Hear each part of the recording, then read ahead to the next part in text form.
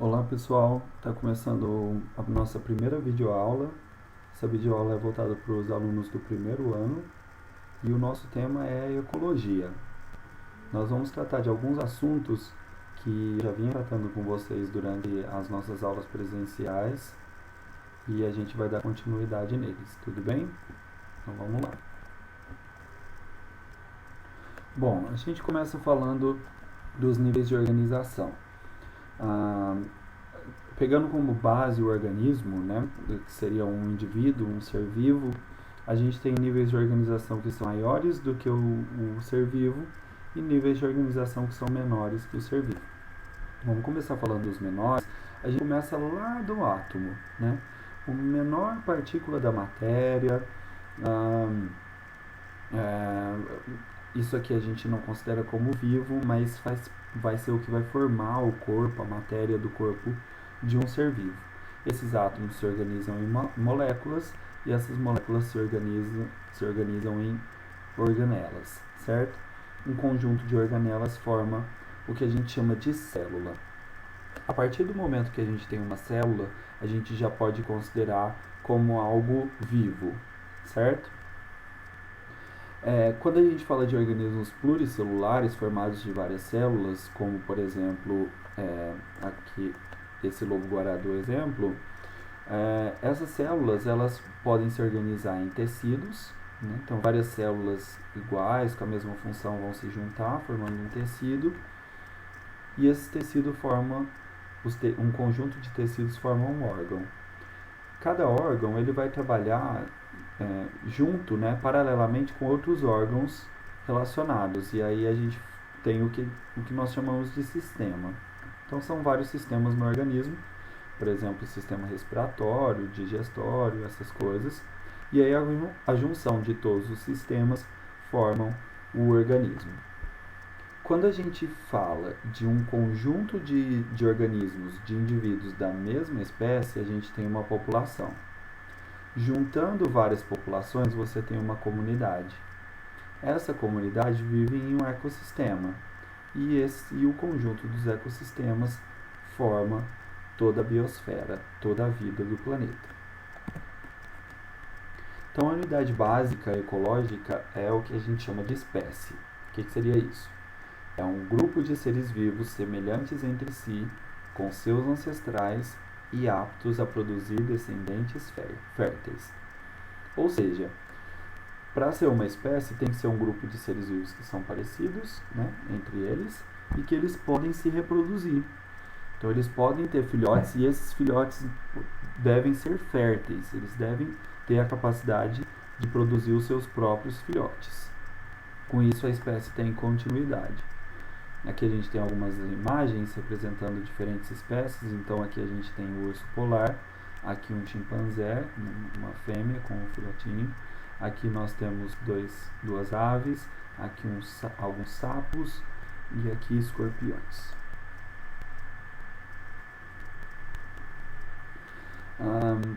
Dentro do conceito de espécie, a gente trabalha também com híbridos, né, que são misturas entre espécies, que geralmente são estéreis.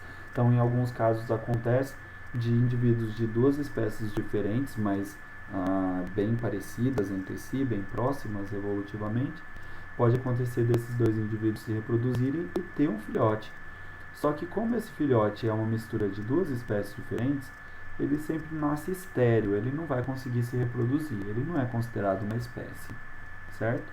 Aqui a gente tem um ligre, que é uma mistura de leão com tigre, ele é produzido através de inseminação artificial. Mesma coisa acontece com esse, que é um leão com leopardo. Aqui um cavalo com zebra e aqui uma espécie de vaca com búfalo. Os híbridos mais comuns que a gente conhece, são os mais famosos, são a mula e o burro, né? Existe a espécie do jumento, o jumento e a jumenta, e existe a espécie do cavalo, que é o cavalo e a égua, né? Como o jumento e o cavalo são espécies bem próximas, evolutivamente falando, são parentes muito próximos, às vezes pode acontecer de um jumento cruzar com uma égua e dar filhotes, né? Nesse caso, Quando nasce um filhote macho, a gente chama de burro. Quando nasce um filhote fêmea, a gente chama de mula. Tanto o burro quanto a mula são estéreis, eles não conseguem se reproduzir. Então, uma população seria um conjunto de indivíduos da mesma espécie vivendo no mesmo local ao mesmo tempo. Sempre que a gente fala de população, geralmente vem na nossa cabeça a ideia de população humana, né? Igual a gente vê nessa imagem aqui. Mas não é só humanos que formam populações. Todos os seres vivos formam populações, não importa qual tipo de ser vivo. Então aqui eu tenho alguns exemplos, né? Os cachorros, peixes, abelhas, até mesmo plantas formam populações e até mesmo micro-organismos, micróbios, né? Como por exemplo aqui tem algumas imagens de bactérias que também formam populações, são colônias de bactérias aqui. Uma comunidade seria várias populações vivendo ao mesmo tempo no mesmo local. Então essa imagem aqui representa diferentes espécies, né? Diferentes populações. Então quando você tem a junção de todas as populações que vivem no mesmo local, incluindo aí animais, plantas, toda a população, todas as populações, a gente chama isso de comunidade. O ecossistema, então, seria uma junção entre os fatores bióticos, né, fatores vivos, ou seja, os seres vivos que vivem naquela região, mais os fatores abióticos, que são as coisas não vivas, né? Então, esses fatores bióticos seriam todos os seres vivos, ou seja, a comunidade daquela região, certo? Mais aqueles fatores não vivos que também influenciam na vida dessas espécies. Então, por exemplo, a água, o ar, a luz, o calor, o solo, a rocha, tudo isso são fatores abióticos que fazem parte também do ecossistema. Então, os ecossistemas são bastante variados, né? Pode ser aquático, aqui a gente tem um ambiente, um ecossistema costeiro, terrestre, aqui a gente tem uma região mais seca de deserto, aqui uma região mais úmida de floresta, então são bem variados. Ecossistemas também podem ser artificiais, né? Eles podem ser influenciados pela ação humana. Então, até mesmo uma sala de aula aqui é considerado um ecossistema, porque tem fatores bióticos, fatores abióticos, né? Um aquário, por exemplo, pode ser um ecossistema artificial, né? O ser humano, ele influencia bastante nos ecossistemas, né? E muitas vezes a gente causa desequilíbrios nesse ecossistema pela nossa ação. Então, a junção de todos os ecossistemas do planeta forma o que a gente chama de biosfera, né? Biosfera no sentido de seria uma esfera de vida, biovida, né? Então, seria essa camada de seres vivos que ocupa toda a superfície do planeta. Mas vamos entrar no assunto principal da aula de hoje, que é cadeia alimentar e fluxo de energia. Antes da gente falar de cadeia alimentar, a gente precisa falar de alguns conceitos prévios que são importantes para essa aula. O primeiro deles seria os organismos autótrofos, né? São aqueles seres vivos que possuem a capacidade de produzir o seu próprio alimento, certo? Produzir matéria orgânica. A matéria orgânica é a matéria que forma o corpo dos seres vivos e, portanto, é a matéria que forma também o alimento, né? Aquilo que alimenta o nosso organismo. E essa matéria orgânica ela é produzida por esses seres vivos autótrofos. Os principais dele, a maioria deles, que são mais conhecidos, são aqueles que fazem fotossíntese, que é o caso das plantas e das algas, né? Esses seres vivos, eles possuem a capacidade de utilizar a energia da luz, né? Geralmente luz solar, para transformar gás carbônico em água em alimento, em glicose, ou seja, em matéria orgânica. A glicose, que é um açúcar, é rico em energia, então a planta consegue pegar essa energia da luz e transformar isso em energia química. Essa energia química, essa glicose, esse açúcar, ela vai utilizar na sua sobrevivência. É o alimento da planta. Então, alguns exemplos aqui, né, de seres autótrofos.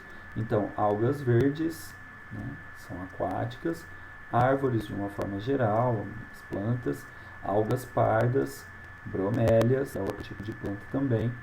E aqui a gente tem alguns exemplos, algumas fotos de microscópio, né, mostrando cianobactérias, que é um tipo de bactéria que também faz fotossíntese, e algas unicelulares, que elas são microscópicas porque elas são formadas de uma única célula. Cada uma dessas aqui, então, é uma alguinha separada. E tem também aqueles organismos que são chamados de heterótrofos, né? Ou seja, eles não conseguem produzir a própria matéria orgânica dentro do seu organismo, então eles precisam obter essa matéria orgânica de alguma outra fonte. Eles vão buscar esse alimento no ambiente. Eles vão se alimentar de animais, de plantas, de algum outro ser vivo para conseguir essa matéria orgânica. Então é o caso nosso, né? Nós, seres humanos, somos organismos heterótrofos. Quando a gente precisa se alimentar, a gente vai buscar alimento em algum outro ser vivo, seja no corpo de uma planta ou de um animal. Aqui nós temos uma coruja se alimentando de um ratinho. Aqui nós temos fungos, né? A orelha de pau se alimentando da madeira em decomposição. E aqui um animal predador, né? Igual esse, uma foca leopardo se alimentando de um pinguim. Qual que é a importância dos autótrofos, né? Então, os autótrofos, por serem capazes de produzir a matéria orgânica, são os grandes produtores de nutrientes dos ecossistemas. Então, como a matéria orgânica que tem no corpo de todos os seres vivos começa por eles, então eles têm essa importância essencial para os seres vivos do nosso planeta. Então elas têm esse papel extremamente importante de produzir toda a matéria orgânica que compõe o corpo de todos os seres vivos do planeta.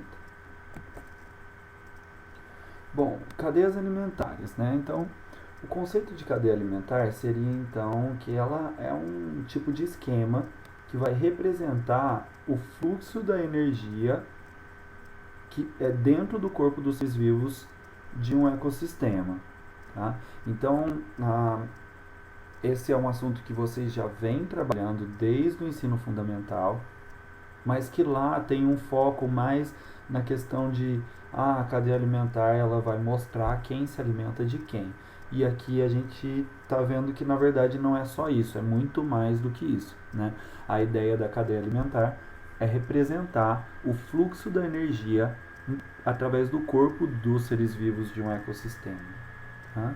Então aqui nesse exemplo a gente tem o capim, né, como sendo um ser vivo autotrófico, uma planta, né, que produz seu próprio alimento. Portanto, ela utiliza a energia da luz e ela produz o alimento que ela precisa.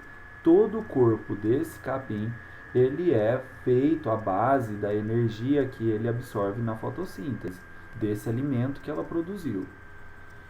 Quando o gafanhoto se alimenta desse capim, a energia que está no capim segue para o organismo do gafanhoto. Então reparem que a seta ela está indo em direção para o final da cadeia alimentar e é assim que deve ser. A energia e a matéria começa pelo capim fazendo a fotossíntese e vai passando de um ser vivo para o outro até o final. Do gafanhoto passa para o sapo, do sapo para a serpente. Uma coisa que é importante a gente salientar. Não tenham uma ideia de que a gente está falando de um gafanhoto apenas se alimentando do capim, e aí vem um sapo e come esse gafanhoto, e aí vem uma serpente e come esse sapo. Não, tá? A gente está falando de populações. Então é legal que vocês tenham essa imagem mais ampla da cadeia alimentar na cabeça de vocês. Então nós não estamos falando de um capim só, nós estamos falando de vários capins. Então vamos pensar numa região, por exemplo, de campo ou uma região de cerrado, onde você tem uma quantidade enorme de capim, vários indivíduos de capim ali, certo?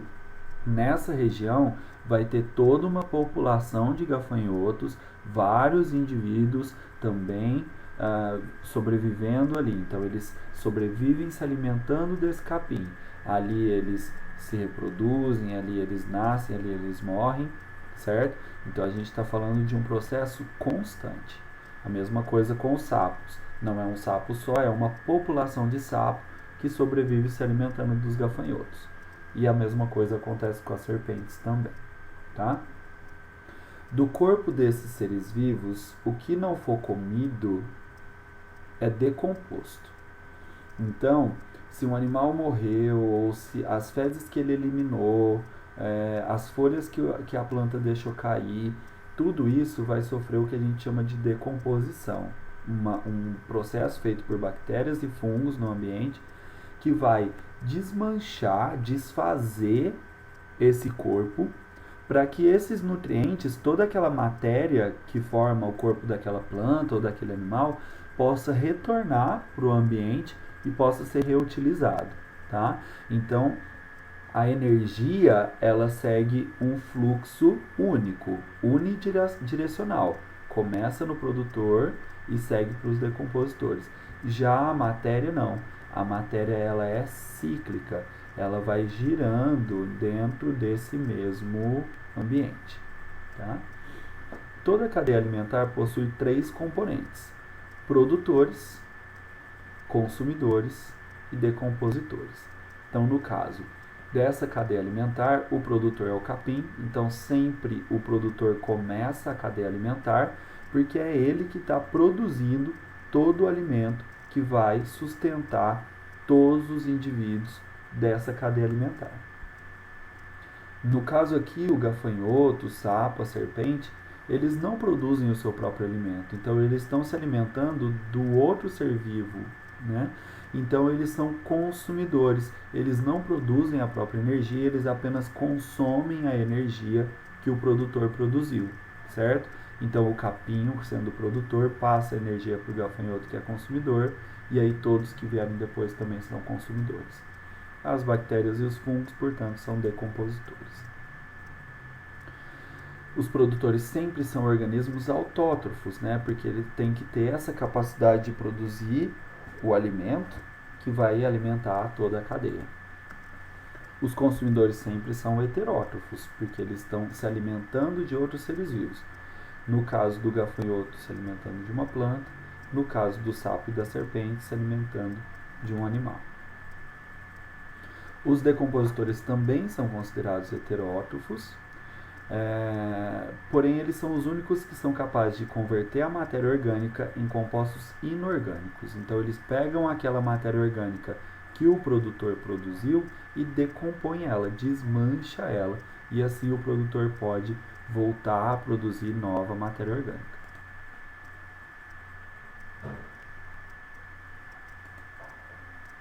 Aqui a gente tem um exemplo de cadeia alimentar que já um ambiente aquático, né? Poderia ser um rio, um lago, alguma coisa assim. Nós temos aqui as plantas de fundo como papel de produtor nessa cadeia alimentar. Olha a seta vermelha. A energia que eles produziram passa para o caramujo, conforme ele se alimenta dessas plantas. Depois passa para os lambaris, que se alimentam dos caramujos. Depois, para os peixes maiores, que seriam peixes carnívoros, que vão se alimentar desses lambaris. E, por fim, as aves de margem, que aqui está representado por uma garça, que vai se alimentar desses peixes maiores.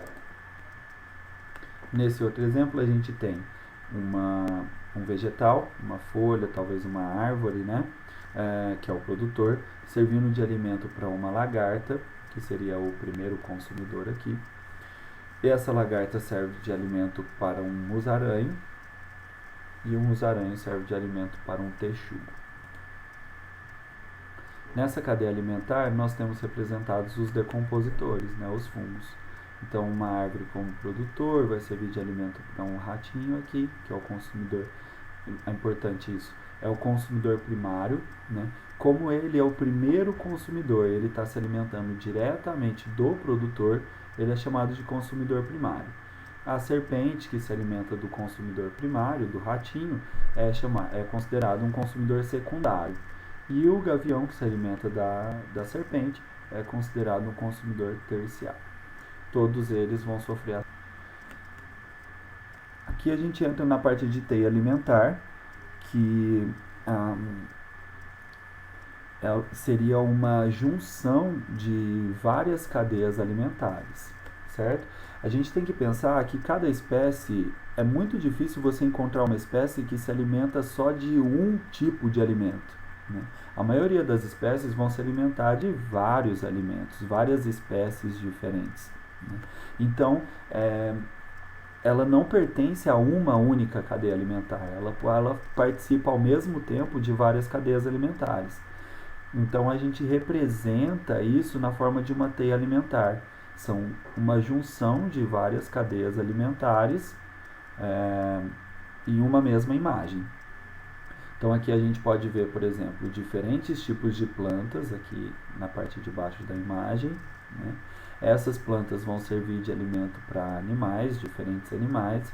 Então, por exemplo, roedores, caramujos, insetos, aves vão se alimentar dessas plantas, e esses animais vão servir de alimento para outros animais também. Por exemplo, um inseto pode servir de alimento para um sapo. Esse sapo serve de alimento para a serpente. Mas essa serpente não vai se alimentar somente do sapo, né? Ela também pode se alimentar do rato, das aves. Então, essa junção de várias cadeias alimentares em uma só é o que a gente chama de teia alimentar. Aqui a gente tem um outro exemplo de teia alimentar.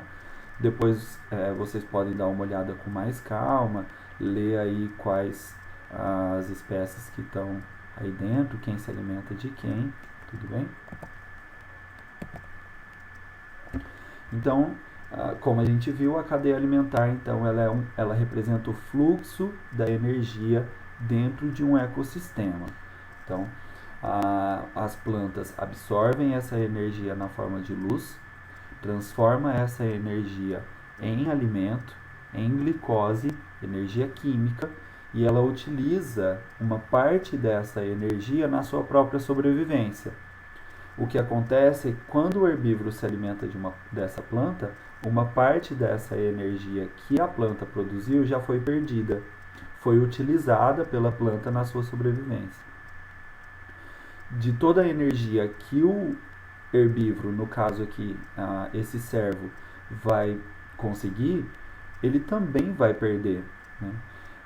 Só pelo fato dele estar vivo, ele está gastando energia.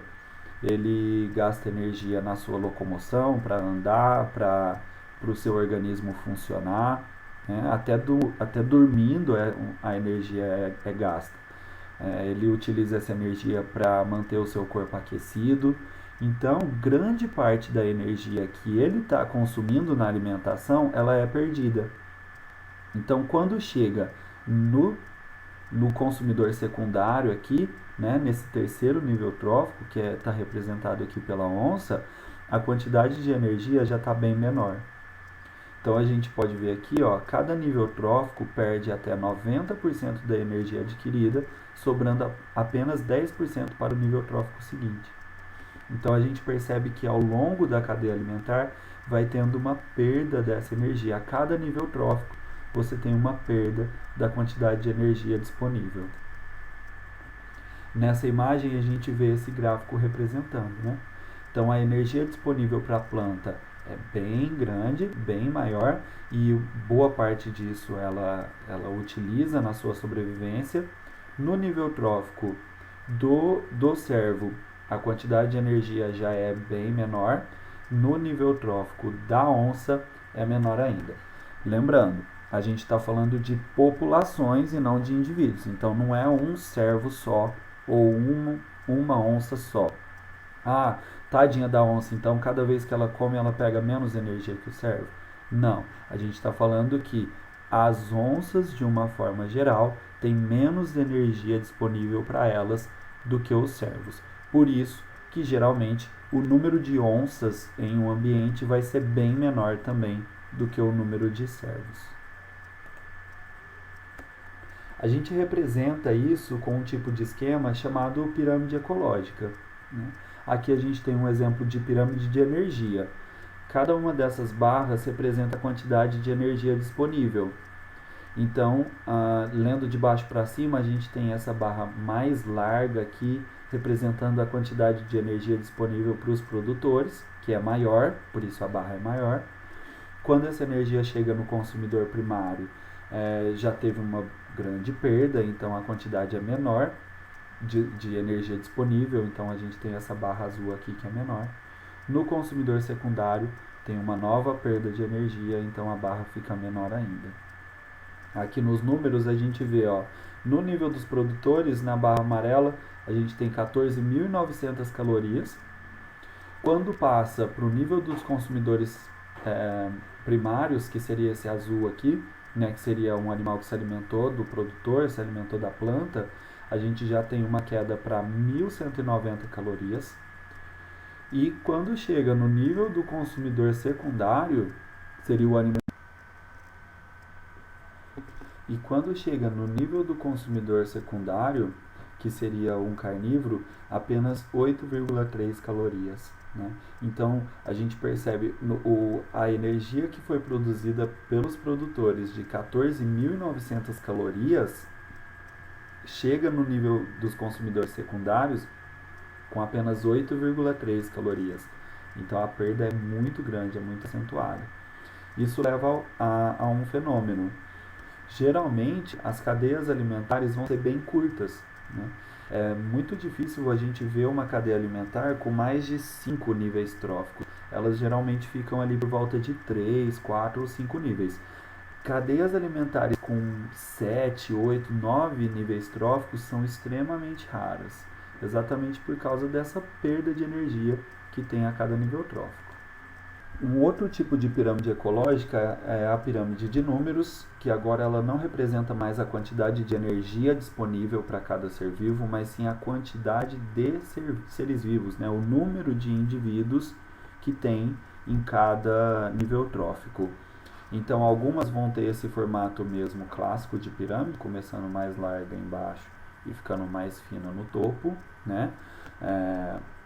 Então, nesse exemplo de cadeia alimentar aqui, a gente tem o capim como produtor, o gafanhoto como consumidor primário e o sapo como consumidor secundário.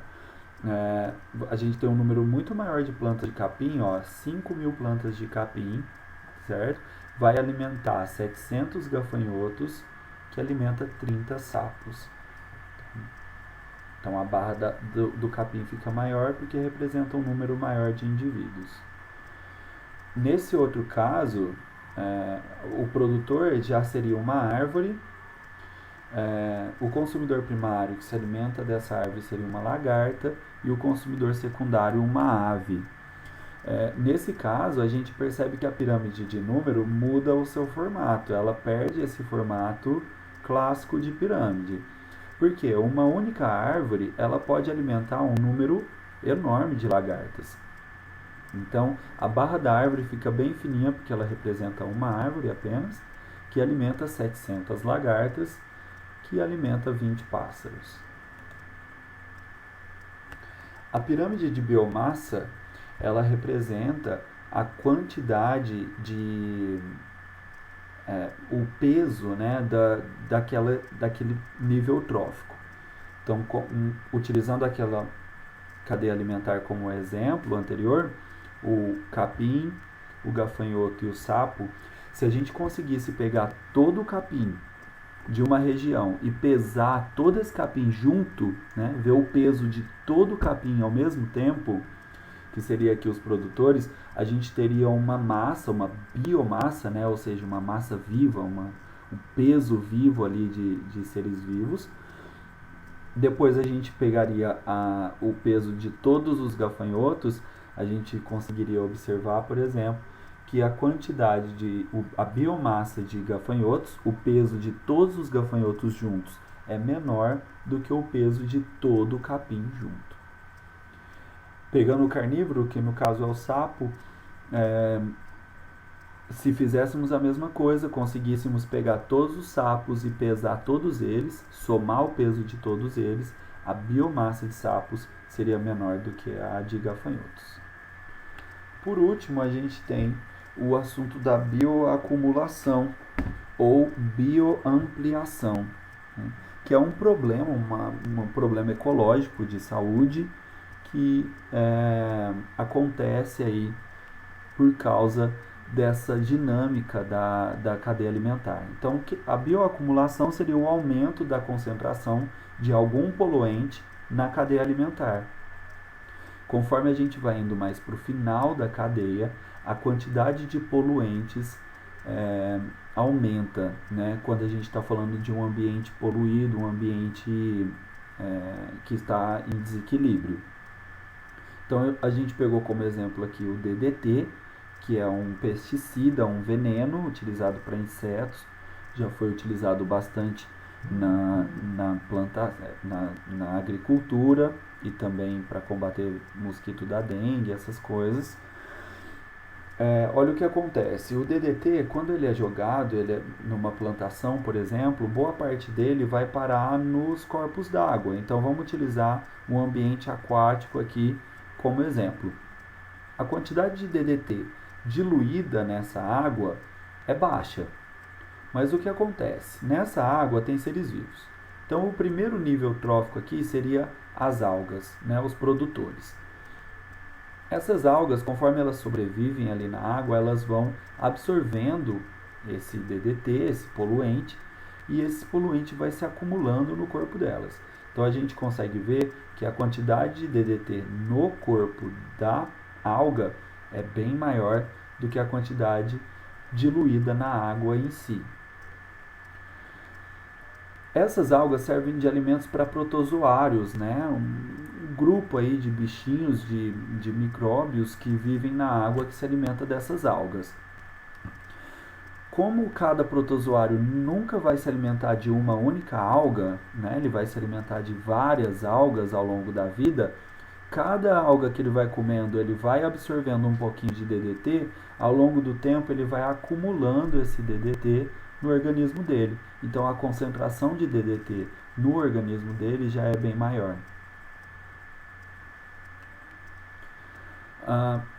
Esses protozoários servem de alimento para pequenos peixes, e da mesma forma o peixe não vai se alimentar de apenas um protozoário, ele vai se alimentar de vários, portanto ele vai acumulando esse DDT ou esse outro poluente no organismo dele ao longo da vida. Então já sobe. Por fim, no final da cadeia, aqueles seres vivos que ocupam o final de cadeia alimentar, topo de cadeia alimentar, são os que acabam sofrendo maior intoxicação.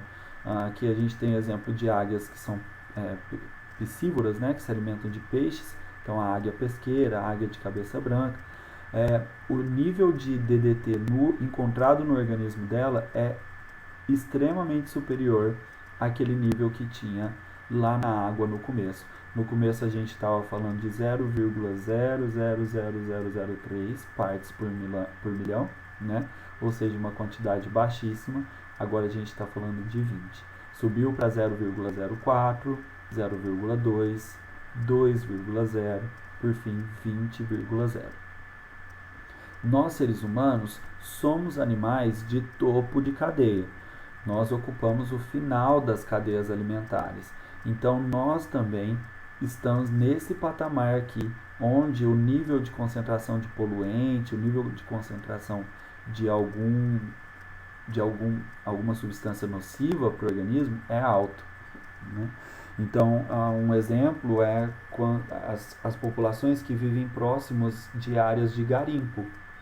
O garimpo é aquela técnica de retirar ouro de rios, né, do fundo dos rios e tudo mais, e é muito comum utilizar metais pesados, como o mercúrio, nesse processo.